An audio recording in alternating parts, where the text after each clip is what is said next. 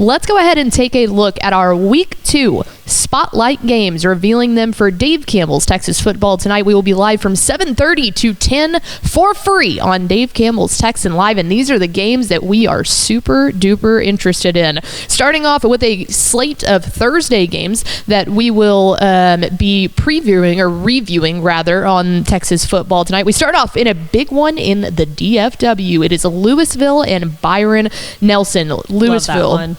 Huge win over Mansfield Summit last week, 51-7. I'm not sure if that says more about the state of Louisville being super duper good again, or if it says more about the fact that maybe Summit is a little bit down from what they've been. I think it's a little bit of both. I think Mansfield Summit lost a lot, but Louisville also is coming in with one of the best players in the state, Michael Fasusi. So I think that Louisville overall is just a really, really solid team. Yeah, their sophomore quarterback, Trey Williams, looked outstanding. 284 yards of passing, 3 touchdowns in the air, and the skill players they have make that, the Fighting Farmers, a very lethal team. On the other side of that, Byron Nelson made the long road trip over to Wolfforth Friendship. There will never be a time I do not struggle with that one. That's a tough thing to say. That's a tongue twister. Far too many F's. Correct. Can't have that many F's in one word. No. But they pull out a tight one, 48-46, to take down a very good team out there in West Texas. They lost a huge senior class, but don't worry, the depth with the Wildcats there. No, Byron Nelson Wildcats? Why am I struggling with that? It's the Blue Cat. But very interested to see. This will be a huge test for them before they get into that gauntlet that is 4-6A. Yeah, I'm interested to see kind of what Byron Nelson looks like after losing a ton. A lot of senior starters that had a lot of experience on that team. I'm interested to see what they are this year. Absolutely. Moving on down now to the greater Houston area. We have Klein Kane taking on the Wildcats. Again, the Wildcats of Willis. So many Wildcats.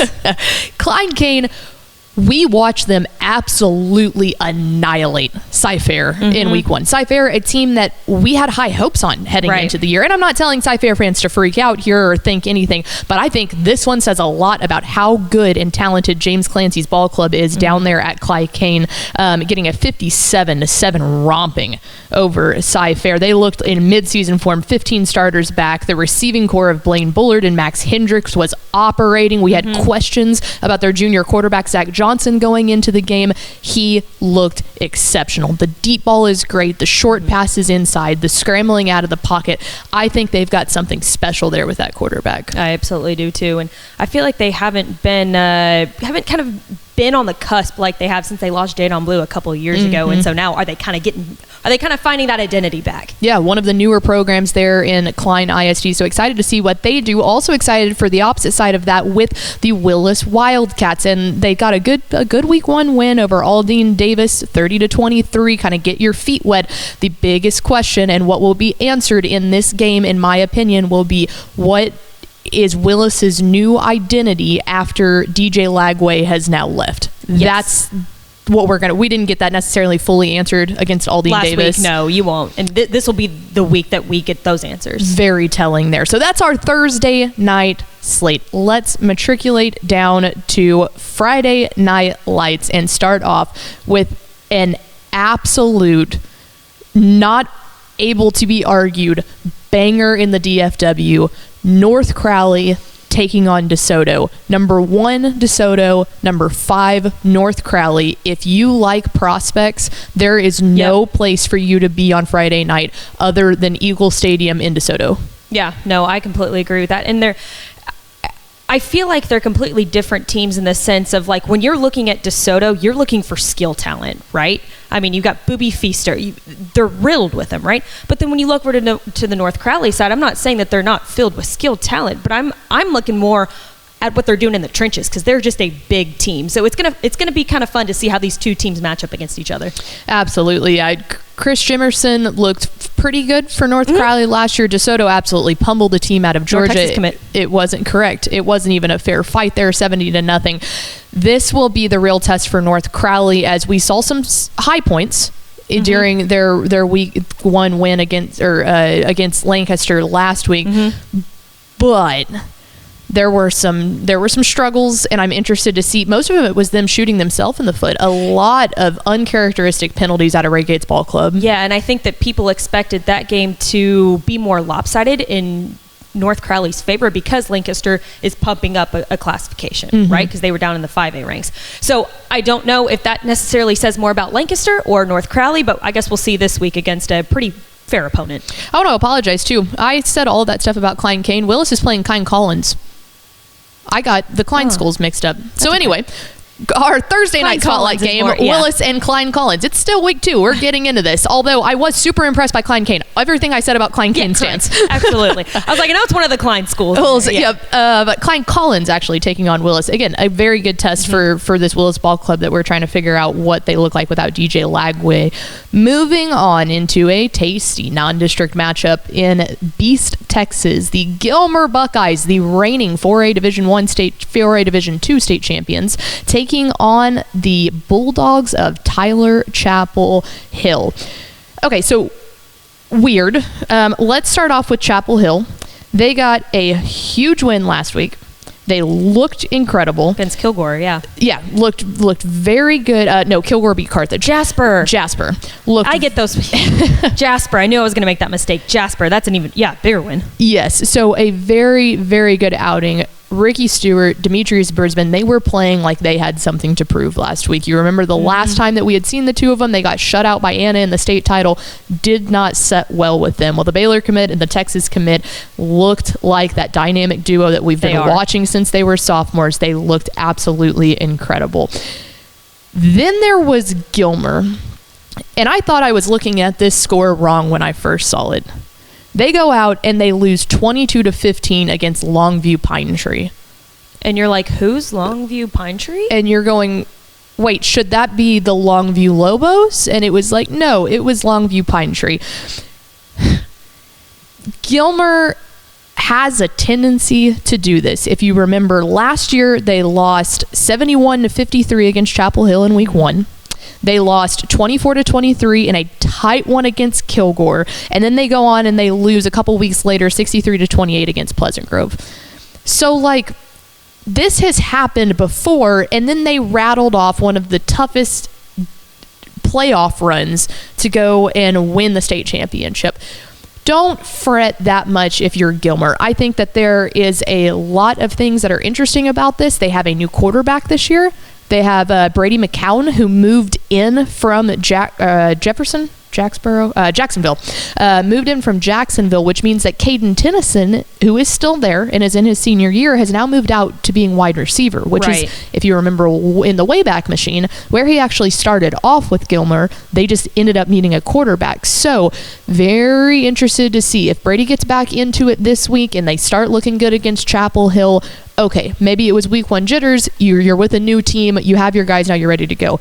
If the second quarter rolls around, if the third quarter rolls around, and Gilmer is not looking anywhere near the level that they need to against Chapel Hill, do they switch Caden Tennyson back over? So very interested to see that portion of it.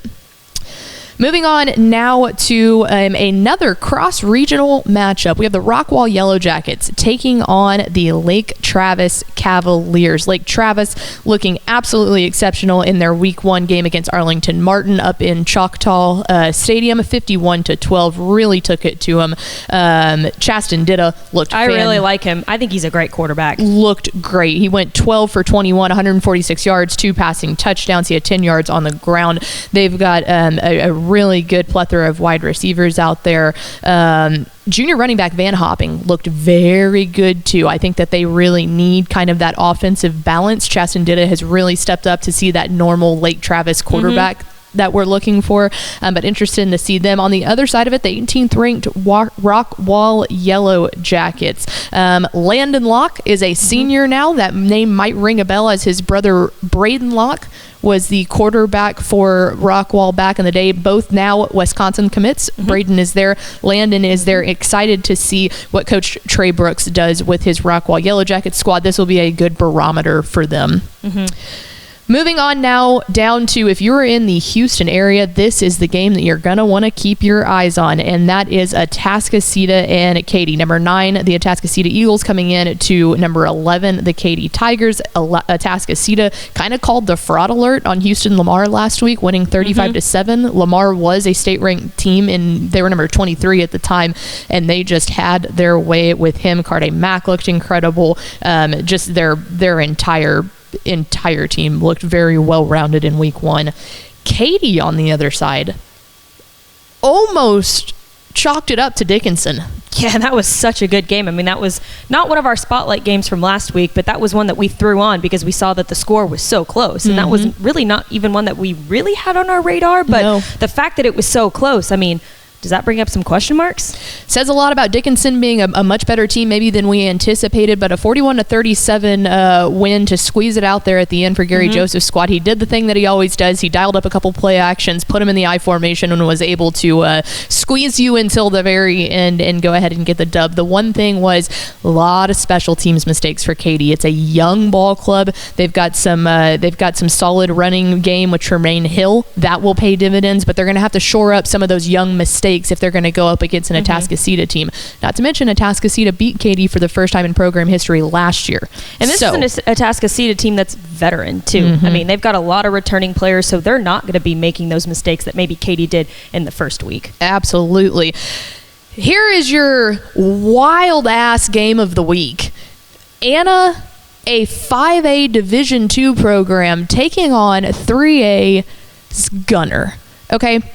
When you look at the enrollment for this, Anna has 4.11 times the number of kids that Gunner has. That's crazy to think about, that these two teams are matching up together. Wild. I mean, have you actually, and here's a question that I'm actually going to ask because I don't know the answer to this. Have we taken a look at how many players are on each roster and put them together? Because there's got to be a huge difference in that too. I mean, obviously we're going to talk about the depth and if that could be, is that going to be a concern for Gunner? But like, I'd love to see the raw numbers of how many players they have on each roster because I'm sure there's a big difference. Oh yeah, no, it's gonna be a massive number. I can get that number to you later on in the show. I do know where to look for that. But this one is going to be fantastic.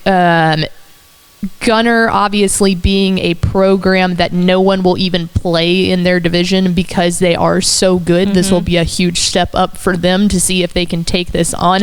I do think that the most interesting part of this game will be watching the Gunner defense go up against Ziondre Williams. This is by far the best quarterback that they're going to see.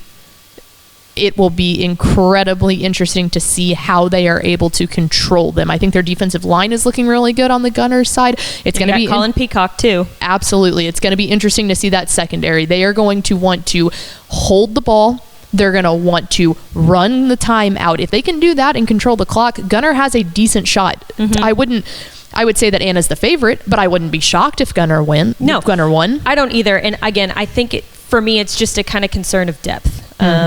Because Gunner's got unbelievable players that are going to be able to last 4 quarters, but is Anna punching up 2 classifications? Is that going to be, are they going to wear them down? Right. And that's my concern for that game. Absolutely. But it'll be close. I think it'll be a good game regardless. I'm so excited for that one. If I had to put one that I'm like super just intrigued about, it's definitely that one. And then rounding it all out, it is our last and final spotlight game of week 2 on Dave Campbell's Texas Football Tonight. And that means that it's time for the Fan Choice Awards. We put the poll up on TexasFootball.com every single week. You can look on our social media channels to find that link so you can go and vote for our 6th and final spotlight game, in which the fans voted. It is Silsby versus Little Cypress Mauriceville. This one, a Southeast Texas matchup that we were all super excited about. Super excited that y'all picked this one. Very excited to watch the star talent and the hard-hitting football that this one's about to be. Yeah, I'm really interested to see what Silsby is without Draylon Miller. Yes. Because I think that's been everybody's question. Was he the guy last year for this team? And can these other playmakers that we know that they have, can they step up in his place and not miss a beat this year? And then LCM, yeah, they're big. I love this team. I think they're really big. It's going to be fun to see the star power go against, like you said, the big guys up front for LCM. Absolutely. So great job on the fan pick. And there it is, our 6 spotlight games and 2 Thursday night recap games for Dave Campbell's Texas Football Tonight. We hope you will join us on TexanLive.com. You can watch it on our YouTube, Facebook, and Twitter for free. from 7:30 to 10 every single Friday night. It was a blast last weekend. We look forward to bringing back the same great coverage this week with these incredible matchup games.